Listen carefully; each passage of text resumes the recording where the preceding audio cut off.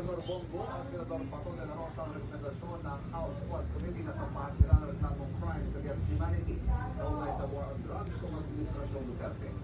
Si Goy mauubayan raw sa korte sakaling tuloy na sila nakasuhan. Sabay ko na sa Quad Committee dahil sinasabit daw ilang tao dapat kahit wala raw katibayan laban sa kanila.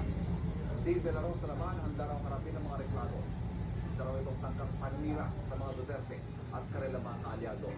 Malaki raw ang tiwala niya sa ating mga korte at mananaig na rin pa rin anya ang justisya.